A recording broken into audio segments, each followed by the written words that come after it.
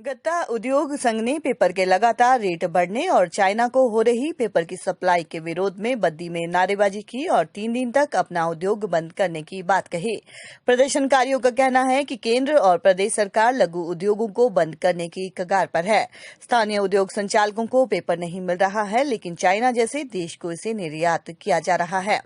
गत्ता उद्योग संघ के प्रदेश अध्यक्ष सुरेंद्र जैन ने बताया कि गत्ता उद्योग घाटे में चल रहा है और पिछले 6 महीनों में लगभग 70% पेपर के रेट बढ़े हैं, जबकि वे सिर्फ 15% ही अपने रेट बढ़ा पाए, जिससे कि लगभग 30 से 40% उद्योग घाटे में चल रहे हैं। अगर सरकार ने इसके ऊपर कोई ठोस निर्णय नहीं लिया तो ये सभी गत्ता उद्योगपति और उनमें काम करने वाले मजदूर रोड पर आ जाएंगे। एप्पल न्यूज के लिए बीबीएन से अनवर हुसैन की रिपोर्ट।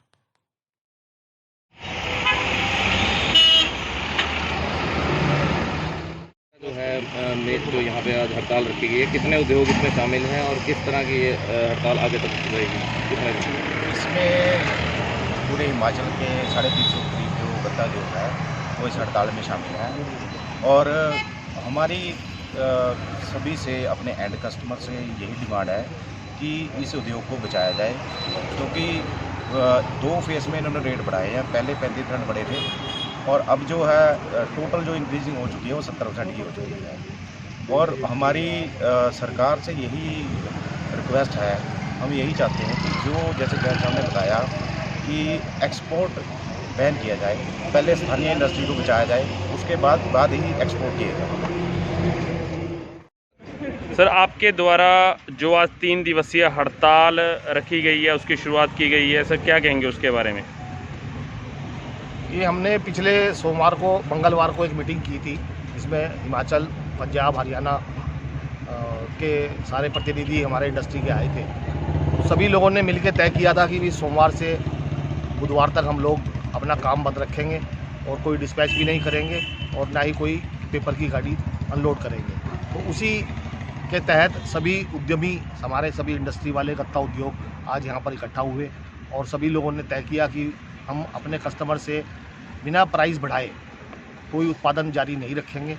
जब तक हमारे प्राइस नहीं बढ़ जाते तब तक हम कोई ना सप्लाई करेंगे, ना ही पेपर की गाड़ी नीचे उतारेंगे। अब स्थिति यह है कि इंडस्ट्री इस समय नुकसान में काम कर रही है और इंडस्ट्री की डिमांड ये है कि वो कम से कम ग्राहक से 25% प्राइस बढ़ाना चाहती है। उसके बिना अगर 25% प्राइस ना बढ़े उसके, तो इंडस्ट्री नुकसान में काम करती रहेगी और अब बहुत दिनों तक इंडस्ट्री नुकसान में काम नहीं कर सकती। इसीलिए ये फैसला लिया गया और 3 दिन तक ये फैसला लागू रहेगा। 3 दिन के बाद अगर लगेगा कि कस्टमर ने कोऑपरेट नहीं किया या मिलों ने कुछ प्राइस नीचे नहीं किए, तो शायद आगे कुछ कार्रवाई के बारे में दोबारा से हमें बैठकर फैसला लेना पड़ेगा। सर, इसमें सर पड़ोसी राज्य के गत्ता उद्योग भी आज शामिल हैं? आज केवल हिमाचल के उद्यमी ही इस जगह शामिल हैं, क्योंकि पड़ोसी राज्यों की अलग अलग डेट में हड़ताल है। जैसे यूपी वाले अलग कर रहे हैं, हिमाचल के अलग कर रहे हैं, हरियाणा पंजाब अलग कर रहा है और गुजरात अलग कर रहा है। सर, एक आपने कहा था कि जो यहाँ पे केंद्र सरकार से मांग थी कि जो चाइना को जो माल जा रहा है उसको बंद किया जाए, तो सर आपको ये नहीं लगता है कि जो महामारी के दौरान में जो एक मेन विक्टिम रहा है चाइना, उसी को जो है सप्लाई दी जा रही है, उसके बारे में आपका क्या?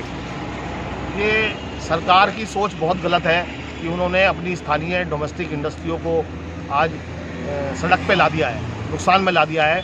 और एक चाइना जो हमारा कंपटीटर है इंडिया का और जो तरह तरह की नीतियाँ निर्धारण करता है अन्य बड़े छोटे देशों को बर्बाद करने के लिए, उनकी इंडस्ट्री को चलाने, उनकी इंडस्ट्री चल रही है और हमारी इंडस्ट्री बंद है। तो सरकार को सोचना चाहिए कि हम चाइना को पहले माल दें या पहले अपनी इंडस्ट्री को माल दें। इस विषय में हमारी 3-4 दिन बाद अभी दिल्ली के अंदर एक 4-5 स्टेट की एक बड़ी प्रेस कॉन्फ्रेंस सरकार को के लिए हमने आयोजित की है, जिसमें हम सरकार को जगाएंगे कि भाई ये स्थानीय इंडस्ट्री बंद ना करो, इनको चलाओ।